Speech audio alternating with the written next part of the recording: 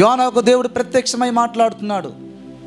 యోనా, నినివే పట్టణము చేసినటువంటి ఆ పాపము ఘోరమైనటువంటిది. అది ఘోరమైనటువంటి పాపపు స్థితిలోకి నినివే పట్టణము వెళ్ళిపోయింది. ఆ పట్టణం మీదకి రాబోతున్నటువంటి శిక్షను తప్పించాలంటే నువ్వు వెళ్ళి వారి మధ్యన ప్రకటన చేయాలి. దేవునికి మహిమ కలుగును గాక.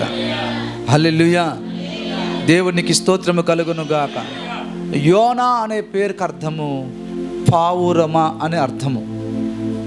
పావురము లాంటి నా బ్రతుకును, పావురము లాంటి జీవిస్తున్నటువంటి నా జీవితం కాకుల లాంటి స్వభావం కలిగినటువంటి వారి మధ్యకి వెళ్ళటానికి యోనా నిరాకరించారు. పిల్లరా, దేవుని యొక్క ప్రత్యక్షత యోనా పొందుకొని కూడా, దేవుని మాటలు యోనా వినగలిగి కూడా, దేవుడు పంపిస్తున్నటువంటి స్థలానికి వెళ్ళమంటే ఆయన ఏమనుకున్నాడో తెలుసా? వారు మారుతారో లేరో, వారు వింటారో లేరో, వారు చేసినటువంటి శిక్షకు అది వారికి తగింది అనేకమైనటువంటి ఆలోచనలతోటి యోనా దేవుని మాటను లోబడకుండా అవిధేయత చూపించి, దేవుడు మాట్లాడితే ఇంకా ఎక్కడ కూడా వినిపించకూడదు నాకు, మళ్ళా సేవ అంటాడు, సువార్త అంటాడు, నశించిపోతున్నటువంటి వ్యక్తుల దగ్గరికి వెళ్ళమంటాడు. కాబట్టి ఇంక దేవుడు మాట్లాడితే, ప్రభువు మాట్లాడితే అది నాకు వినిపించకపోయినటువంటి స్థలానికి వెళ్ళిపోతానని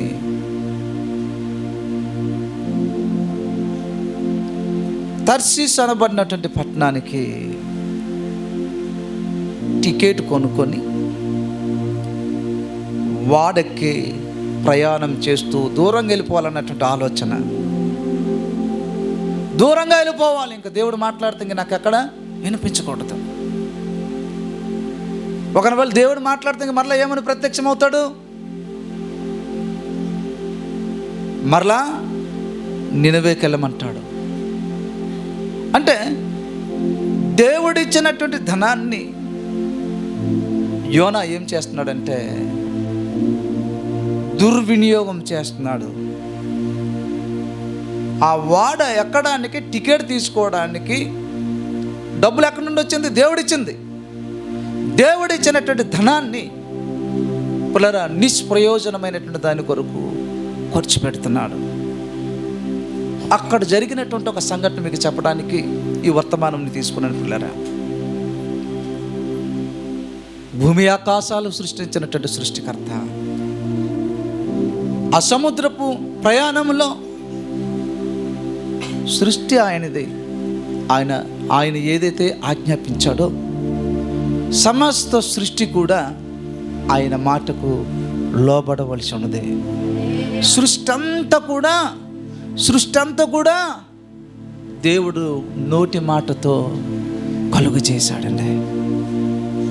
భూమి ఆకాశములు కలుగునుగాక, వెలుగు కలుగునుగాక అని పలికే ప్రతిసారి ఆయన నోటి మాట ప్రకారముగా సమస్తము కూడా సృష్టించబడింది.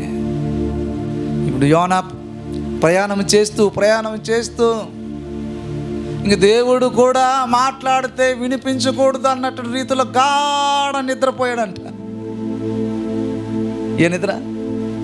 మామూలు నిద్రపోలేదు, గాఢ నిద్ర, మత్తెక్కిపోయి పడుకుని పోయాడు. ఇంకా దేవుడు మాట్లాడితే ఇంకా వినబడకూడదు నాకు అనుకునే పరిస్థితుల్లోకి వెళ్ళిపోయాడు. ఈ రోజున చాలామంది భక్తి జీవితంలో విడిచిపెట్టి లోక సంబంధమైనటువంటి మత్తులో పడిపోయారండి ప్రజలు. ఏంటి? లోక కార్యాల్లో పడిపోతున్నారు.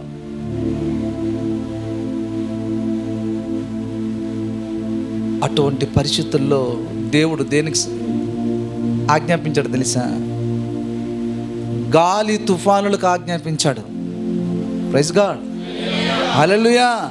ఆయన ప్రయాణాన్ని ఆటంకపరచడానికి గాలి తుఫానులు వస్తే అందరూ అన్యులండి. అక్కడ ఆ వాడలో ప్రయాణాలు చేసినటువంటి వారందరూ కూడా అన్యులు. ఆయన ఒక్కడే దేవుణ్ణి నమ్ముకున్నటువంటి వ్యక్తి. వారి మధ్య ఈయన ఎలాగున్నాడు తెలుసా? ఎలాగున్నాడు? గాఢ నిద్రపోతున్నంటే ఈయన క్రైస్తవుడు అనే సంగతి కూడా ఎవరికి తెలియలేని పరిస్థితుల్లో దిగజారిపోయాడు. ఈ రోజున నీ భక్తి జీవితము, నీ క్రైస్తవ జీవితము, నువ్వు పనిచేసే స్థలంలో, నువ్వు చదువుకునే స్థలంలో, నువ్వు వ్యాపారం చేసే స్థలంలో, నువ్వు నివాసం చేస్తున్నటువంటి స్థలంలో వీళ్ళు నిజమైనటువంటి దేవుని పిల్లలు అనబడినటువంటి అనుభవాన్ని కలిగి నువ్వు ఉండాలి. దేవునికి మహిమ కలుగును గాక. హల్లెలూయా. ఎవరి వల్ల వచ్చింది ఇది? ఎవరి వల్ల వచ్చింది తుఫాను అని ఒకరిని ఒకరు ప్రశ్నించుకుంటునేటప్పుడు ఈయన ఎక్కడున్నాడో తెలుసా?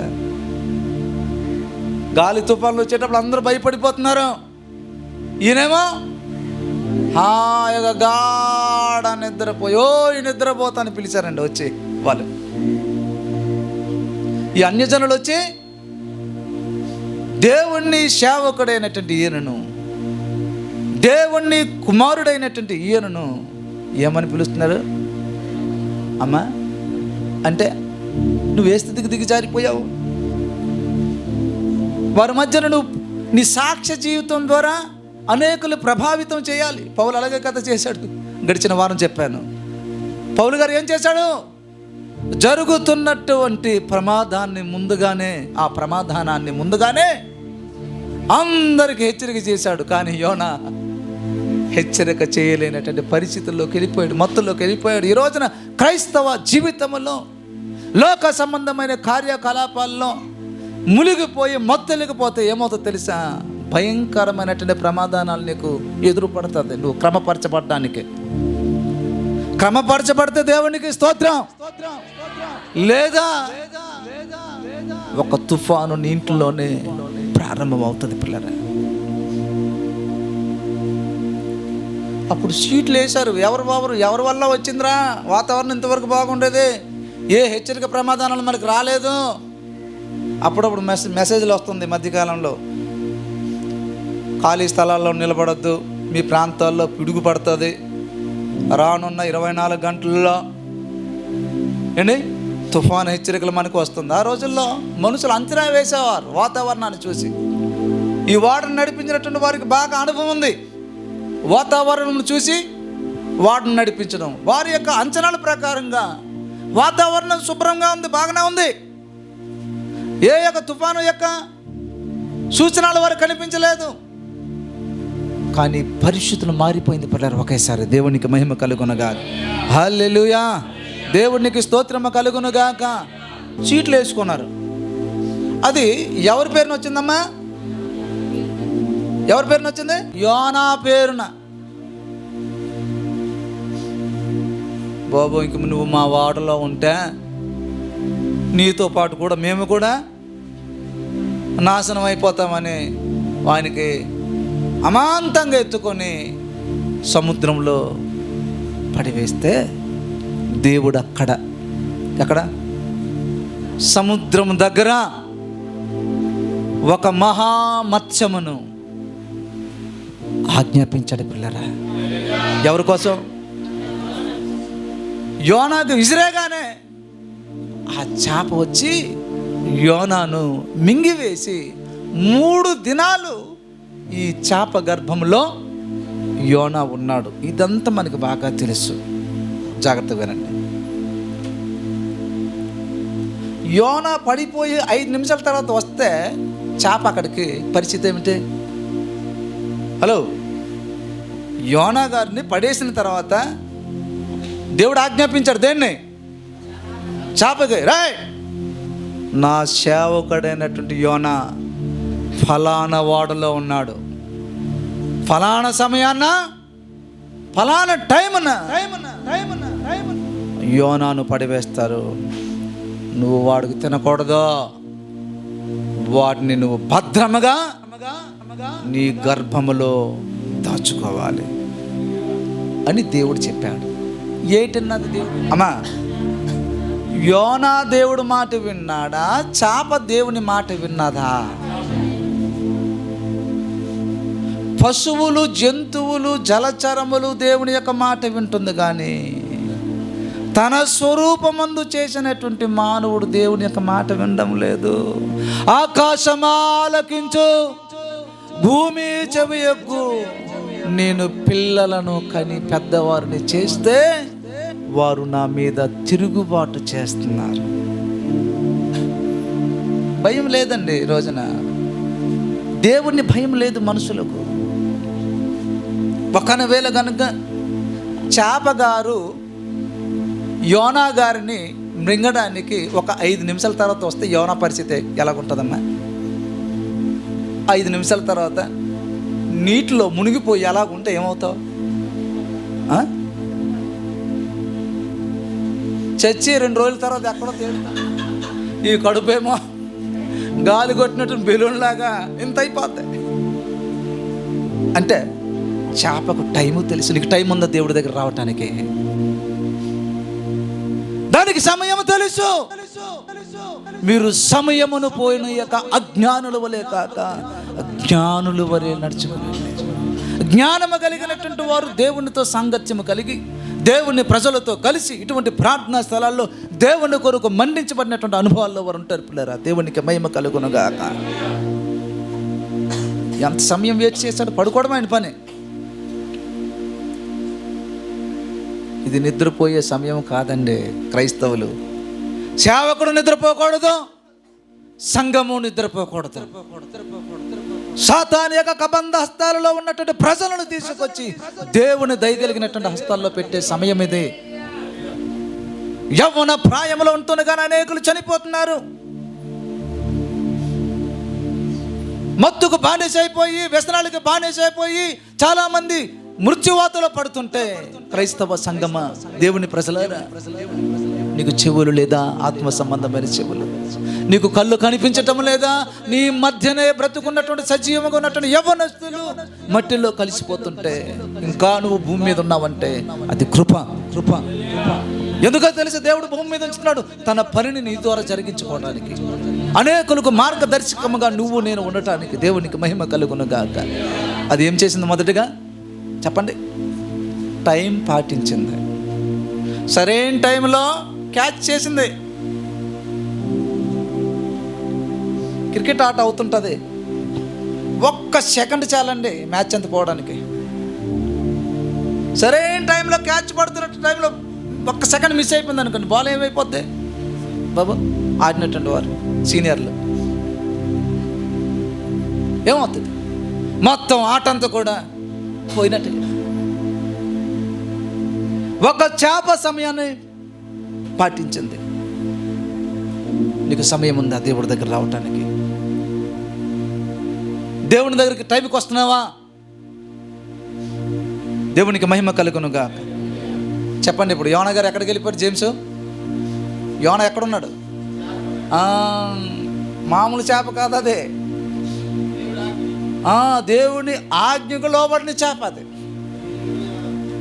దేవుడు చెప్పినటువంటి స్థలానికి వెళ్ళినటువంటి చేప అది. 3 రోజులు ప్రయాణం చేస్తుంటే అక్కడ ఒక్క మాట మీకు నేను చెప్పాలని ఆశిస్తున్నాను పిల్లలు, మధ్యాహ్నం కాల సమయంలో. ఎక్కడ చేప గర్భములో యోనా ఏం చేస్తున్నాడో తెలుసా? యోనా గ్రంథము 2వ అధ్యాయము 5వ వచనము.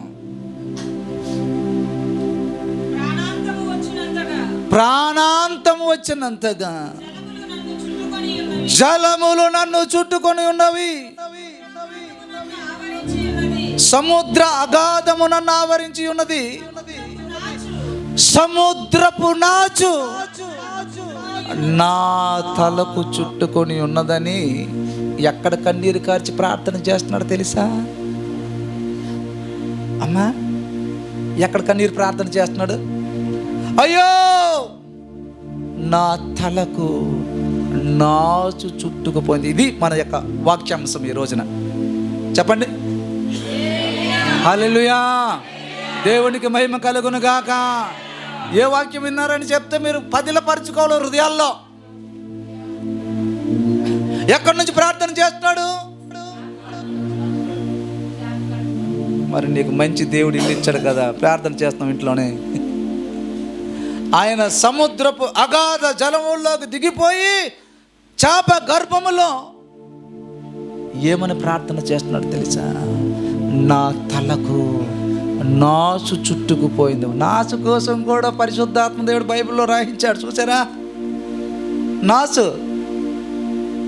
తెలుసా నాచు? చూసారా ఎప్పుడైనా బాబు? తెలుసా మీకు నాచు? చూసారా నాచు? అమ్మా అర్థమవుతుందా నాచు? హలో, నాచు తెలిసినటువంటి వారు ఎంతమంది ఉన్నారో చెప్పండి ఒకసారి. చాలా చెప్పండి. నేను చూశానండి, చెరువులో చూశానండి, సముద్రం ప్రక్కన చూశానండి, సముద్రం యొక్క అడుగు భాగంలో ఉంటుందండి. అవునా కాదా? యోనా గారికి ఏం చుట్టుకుందంట బాబు? పీసు కాదు, నాచు. నాచు ఎలాగుంటుంది తెలుసా? ముట్టుకుంటే జిగురుగా ఉంటుంది. ఎలాగుంటుంది? జిగురు. పట్టుకుంటే జారిపోయేదిలాగా ఉంటుంది. జాగ్రత్తగా వినండి. కాబట్టి నాచుకు దాన్ని ఏమంటారంటే కలుపు మొక్కలు. అంటే ప్రయోజనం లేకుండానే పెరుగుతుంది. ఎవరు కూడా దాన్ని పండించరు. నాచును ఎవరైనా పండిస్తారా? హలో అమ్మో, అర్థమవుతుందమ్మా నీకు వాక్యం? నాచును ఎవరైనా పండిస్తారా? ఏ వ్యవసాయకుడు కూడా నాచును పండించడు. దానంతటదే అదే దాన్ని ఏమన్నారంటే కలుపు మొక్క. చెప్పండి. సముద్రములో ఉన్న పాచి, దాని పేరు ఏంటి?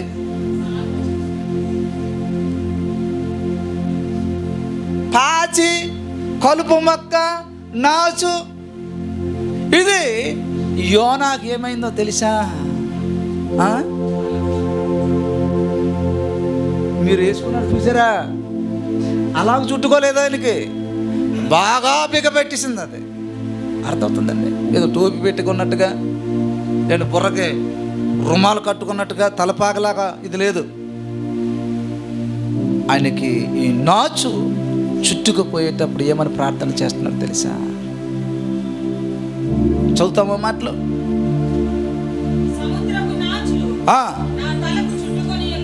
చాలండి. దేవునికి మహిమ కలుగునగా. అయితే ప్రభువునందు ప్రియమైనటువంటి దేవుని బిడ్డలారా, యోనా చెప్తున్నాడు నాచు, సముద్రపు నాచు. సముద్రం దేనికి గుర్తు తెలుసా? లోకానికి గుర్తు. యెషయా గ్రంథము 57వ అధ్యాయము 20వ వచనం చదువుతారా? యెషయా గ్రంథము 57:20. భక్తిహీనులు కదులుచున్న సముద్రము వంటి వారు, అది నిమ్మలింపనేరదు. దాని జలములు బురదను మైలను పైకి వెయ్యను. జాగ్రత్తగా వినండి. హల్లెలూయా. దేవునికి స్తోత్రము కలుగును గాక. లోకమనే సముద్రములో పాపము అనబడినటువంటి నాచు మనుషులు బ్రతుకులను చుట్టుకుంటుంది.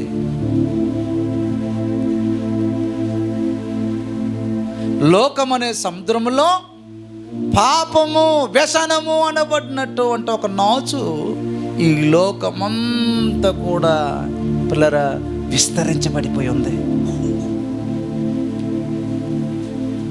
ఈ మధ్య కాలంలో మీరు చూసుంటారు, యవనస్తులు, స్త్రీలు కొంతమంది హాస్టల్లో సీక్రెట్ కెమెరాలు పెట్టి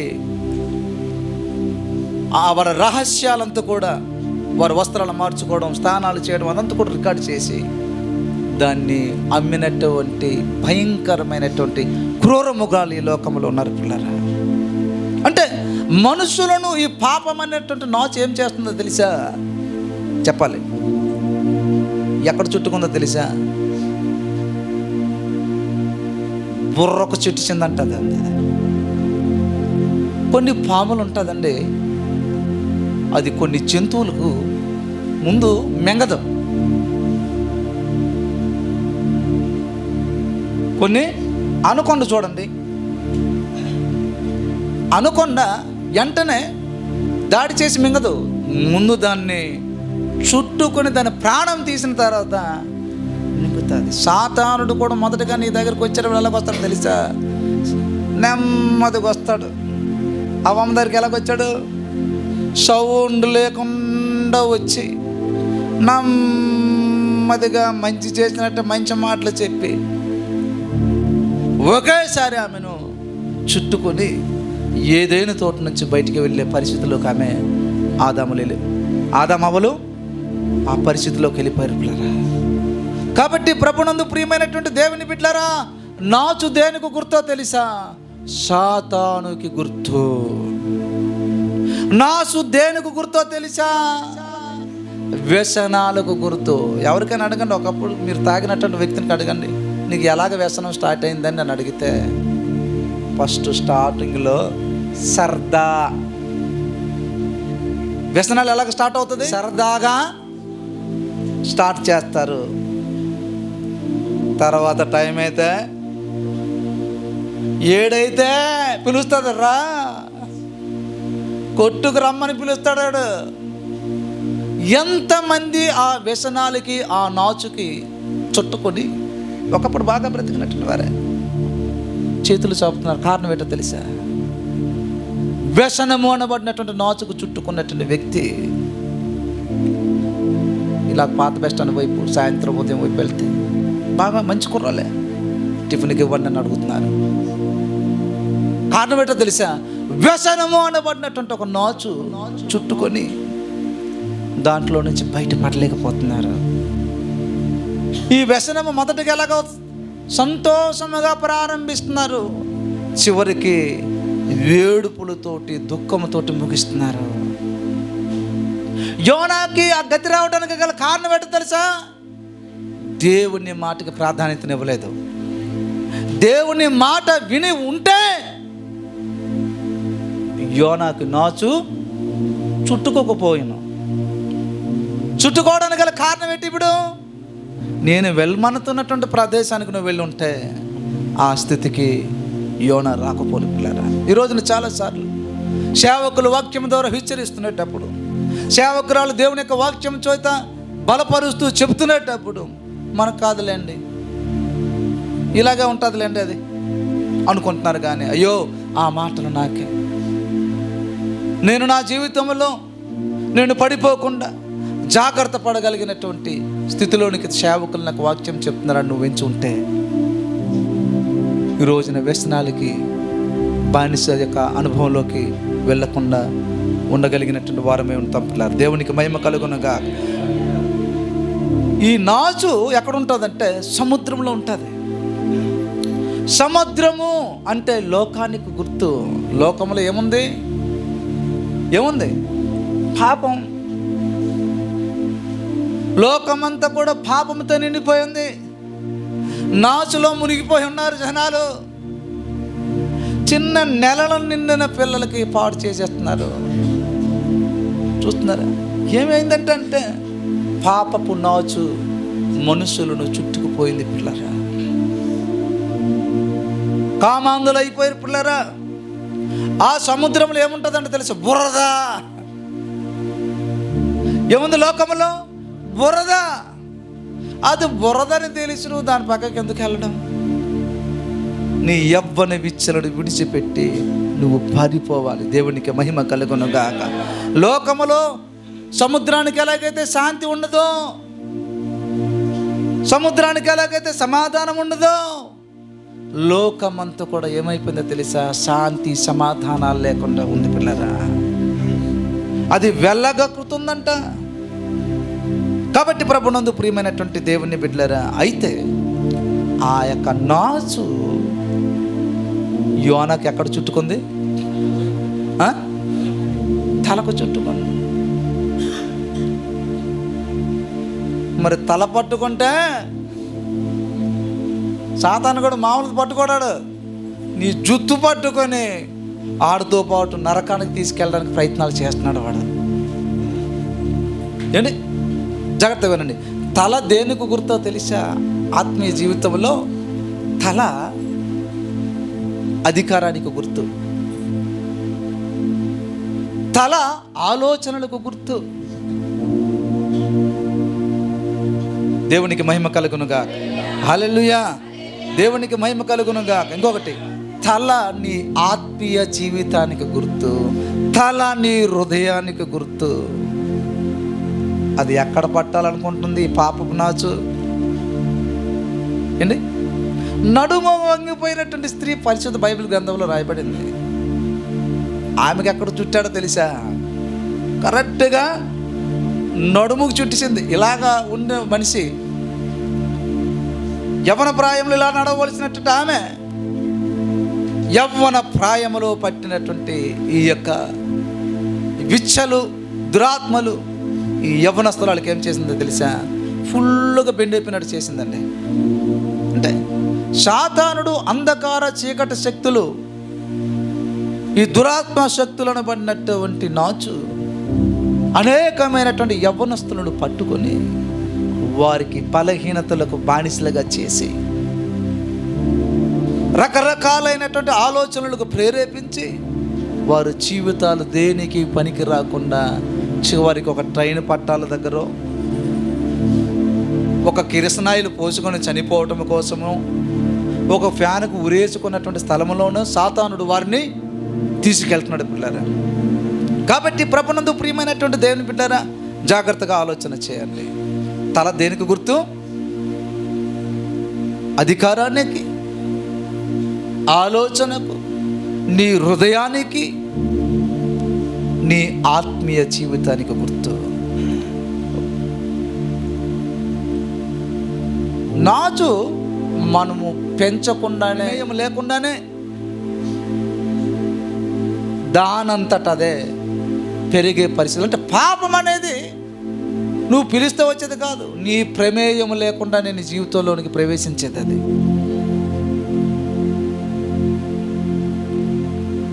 అంటే పిల్లరా, ఈ పాపపు నాచు ద్వారా అనేకమైనటువంటి వారు ఏమైపోతున్నారు తెలుసా?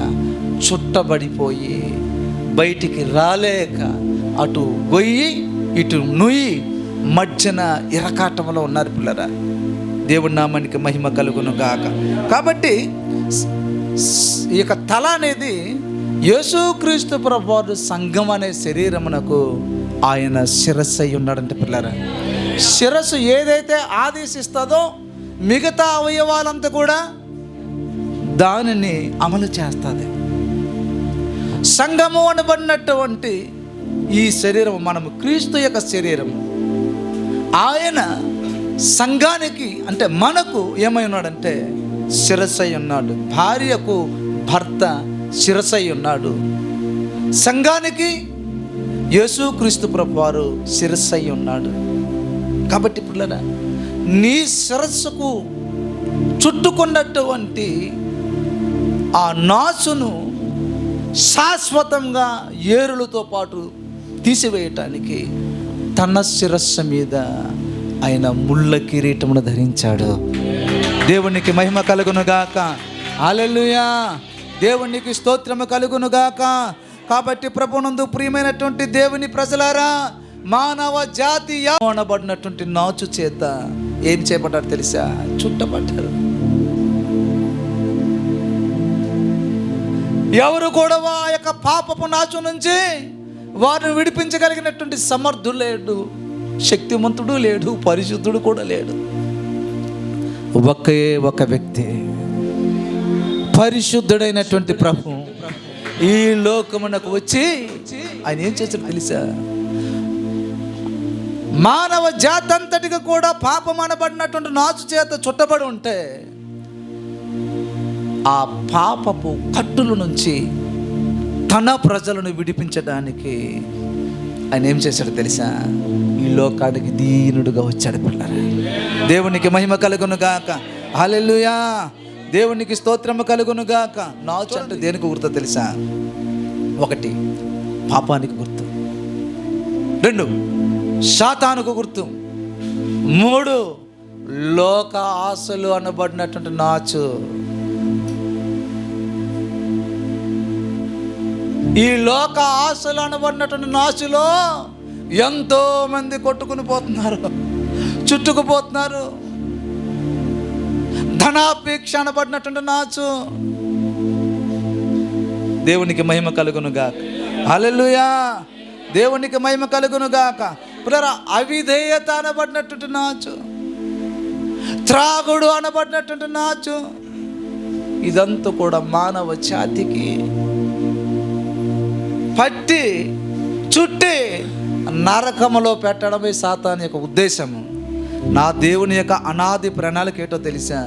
అలాగా చుట్టబడి నరకానికి వెళ్ళినటువంటి వారిని విడిపించటమే ఆయన చిత్తము. దేవునికి మహిమ కలుగునుగా. హల్లెలూయా. ఇంకో కొంతమంది ఏ నాచుతో చుట్టుకున్నారు తెలుసా? అప్పులు నాచు. ఏ నాచు? అప్పులు చేత చుట్టబడ్డావు. ఎవరిని నడిపించగలరు? చాలామంది అప్పుల సమస్యలకి ఊర్లు విడిచిపెట్టి వెళ్ళిపోయినటువంటి వారు ఉన్నారు. అప్పులకి కుటుంబం అంతా కూడా పురుగుల మందు తెచ్చుకొని తాగి చనిపోయినటువంటి వారు ఉన్నారు. నీ అప్పుల సమస్య నుంచి విడిపించే దేవుడు. నువ్వు చనిపోకూడదు. నువ్వు దేవునికి మొరపెడితే గనుక నీకు చుట్టుకున్నటువంటి అప్పుల సమస్యల నుంచి ప్రభు విడిపించగలడు. నమ్మకమైనటువంటి ప్రభు. దేవునికి మహిమ కలుగునుగాక. హల్లెలూయా. దేవునికి మహిమ కలుగునుగాక. హల్లెలూయా. ఈ నాచు రంగు ఎలాగుంటుంది చెప్పండి? ఎలాగుందండి? పచ్చగా. ఎలాగుంది? పచ్చగా ఉందండి. పచ్చని రంగు. చూడటానికి ఎలాగుంది? అప్పులు ఎలాగుంటుంది చూడటానికి? తీసుకోవడానికి ఎలాగుంటుంది? పచ్చగా. రాత్రి 11, 12 అయినా సార్ ఎవరు? సార్ వచ్చాడు. అమ్మ ఉన్నారు ఇక్కడ మీకు అందరికి సార్లు. అమ్మ ఒక ఆమెకైతే నెల అంతా కూడా సార్లు వస్తూనే ఉంటుందండి ఆవిడ ఇంటి దగ్గరికి. మరి ఎంత తీసుందో. ఉదయం ఒకసారి, రాత్రికి ఒకసారి వస్తాడు. రాత్రి 12 కదలడా సారు అంటే, దేనికి చుట్టుకుపోయావు నువ్వు? దేనికి చుట్టుపోయావు? దేనికోసం అమ్మ అప్పు తీసావు? సభలు పెట్టావా? పిల్లలకి పెళ్ళిళ్ళు చేసావా? ఇల్లు కట్టావా? ఇల్లు కట్టలేదు. సభలు పెట్టి మీటింగ్స్ పెట్టలేదు. పిల్లలకు పెళ్ళిళ్ళు చేయలేదు. ఎందుకమ్మా నీకు అంత అప్పు? ఉన్నారా లేదండి సార్లు? హలో, వస్తున్నారు మీ దగ్గరికి సార్లు? నిన్ను నేను అప్పిచ్చేవాడుగా చేస్తానన్నాడు ప్రభు. చెప్పమంటారా? చెప్పండి. మీరు తోకల్లా కాదరా బాబు, మిమ్మల్ని తల వెత్తుకునేవాడుగా చేస్తాను.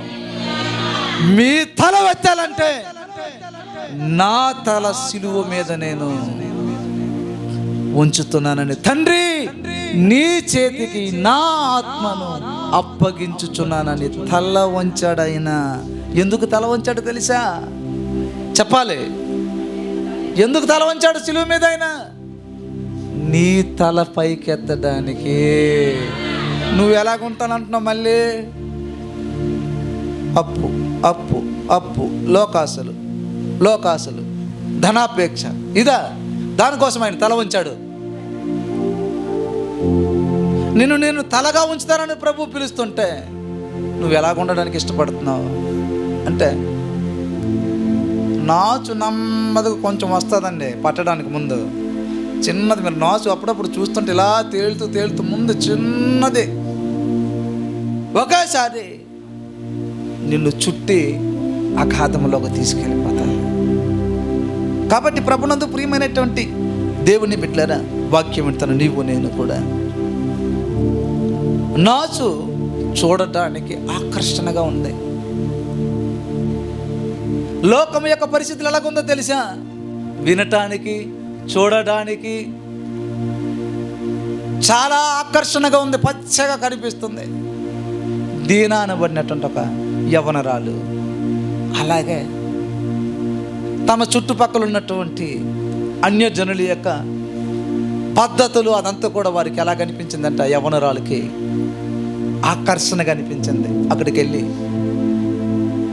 తన జీవితాన్ని నష్టాన్ని కిందకి నష్టపరుచుకున్న పరిస్థితులకు ఆమె దిగజారిపోయింది. ఈ రోజున ఆమె గురించి ఈ రోజున మనం మాట్లాడుకుంటున్నామంటే దానికి గల కారణం తెలుసా?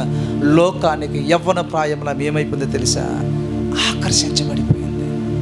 చాలామంది యవ్వనస్తులు లోకములో ఉన్నటువంటి పచ్చగా, ముందుకు బాగానే కనిపిస్తాడు, వాడు పచ్చగా కనిపిస్తాడు, వాడి యొక్క ప్రేమ అదంతా కూడా పచ్చగా ఉంటుంది, వాడు భాష పచ్చగా ఉంటుంది.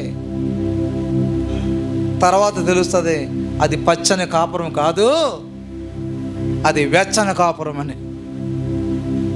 ఏమంట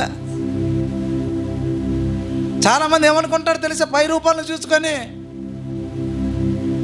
పచ్చగా కనిపిస్తుంది అనుకుంటున్నారు, కానీ అది పచ్చని కాపురం కాదు, వెచ్చని కాపురం అయిపోతుంది. కాబట్టి నా ప్రియ దేవుణ్ణి బిడ్డలారా,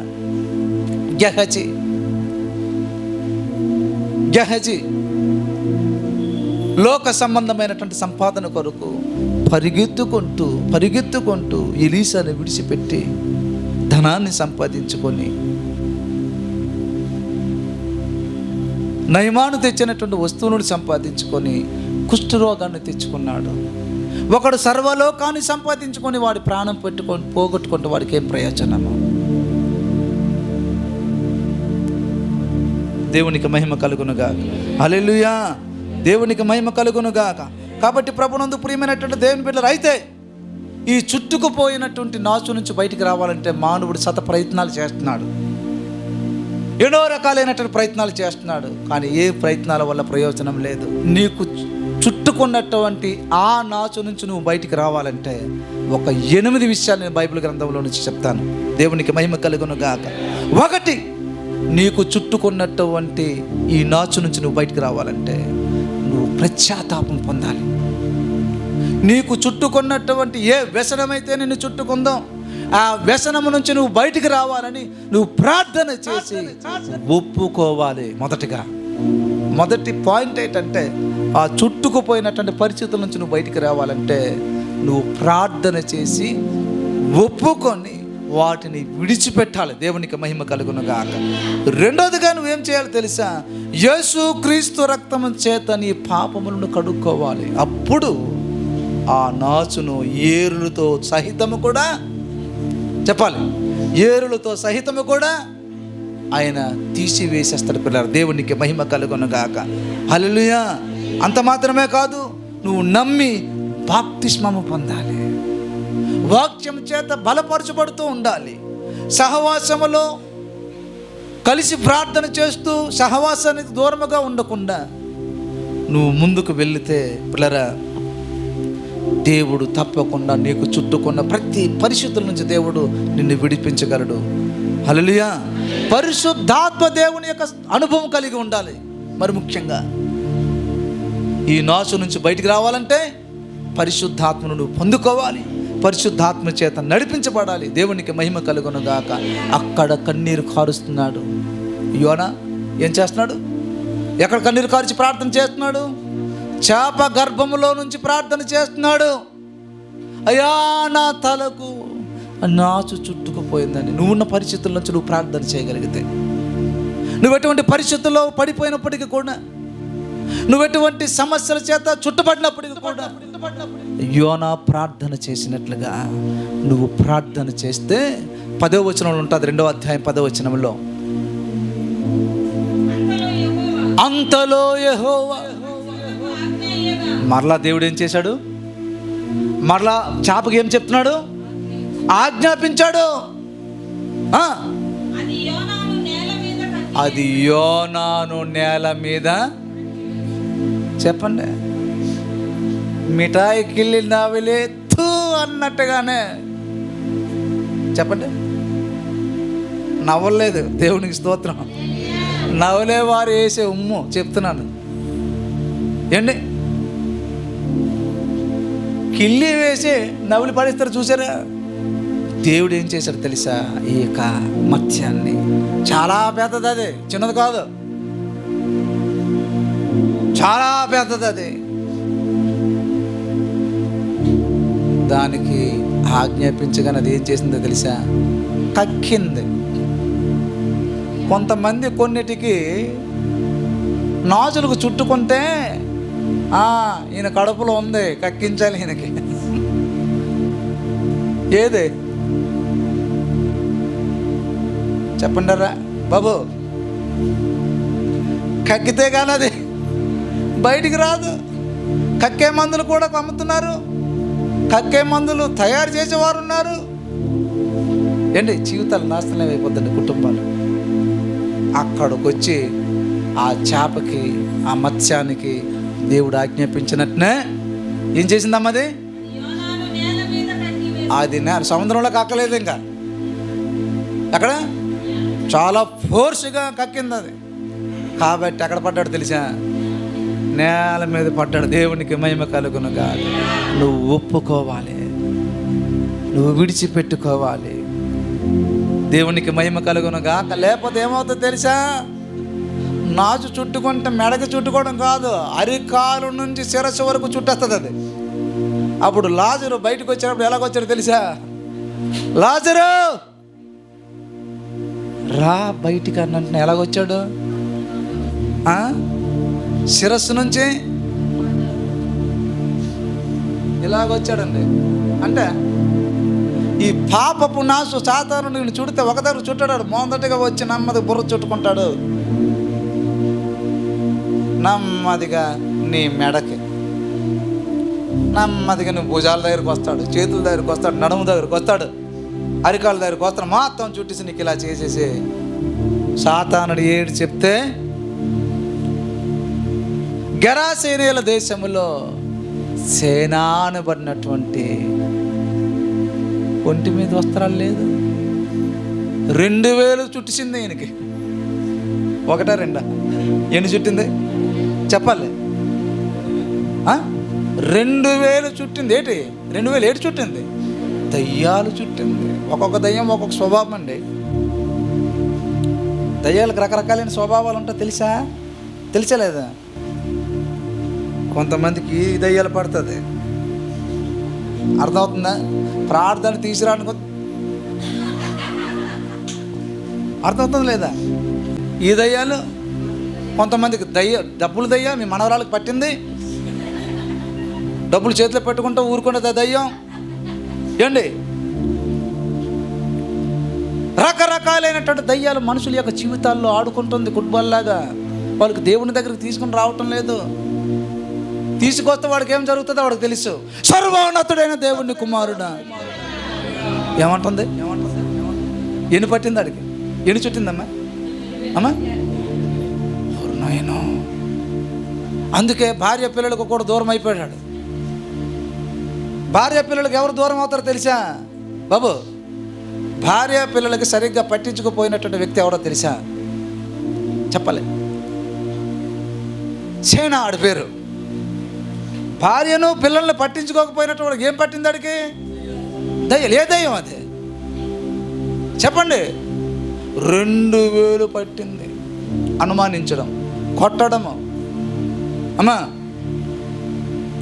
చాలామంది ఎప్పుడు పగ తీర్చుకుంటారు తెలుసా? రాత్రులు బాగా పడుకున్నప్పుడు భర్తకు దయ్యం వచ్చి పడినట్టు ప్రాణాలను కొట్టేసి ఏదనంటే దయ్యం పంపు తీసి అలాంటి ప్రయత్నాలు చేస్తున్నాయన. ఏంటి బాగా మైకం ఏంటి స్పృహ ఉండేటప్పుడు కొడితే పెద్ద గొడవలు అయిపోద్దని, స్పృహ లేకుండా బాగా పడుకున్నప్పుడు శుభ్రంగా ఆడాపడి కట్టేసి దయ్యం పెట్టిందని చెప్పినటువంటి వారు కూడా ఉన్నారు. కాబట్టి నా ప్రియ దేవుని బిడ్డలారా, దేవుడు ఒక్కడే నేను విడిపించగలడు. ఒక్కడే, ఎవరు విడిపించలేరు. నీ వ్యసనం నుంచి ఎవరు తప్పించలేరు. మందులు తెలియకుండా మానిపించబడను అని స్టిక్కర్ ఆటోల మీద ఉంది. ఏమ్మా? తెలియకుండానే, ఎవరికి తెలియకుండా? భార్యకి తెలియకుండా తాగే వ్యక్తి కంట తెలియకుండానే ఇది ఎలాగవుతుందమ్మా? వాడు తాగుతున్నాడు లేదు, ఎలా తెలుస్తుంది? నీ వ్యసనాల నుంచి యేసు ఒక్కడేనండి.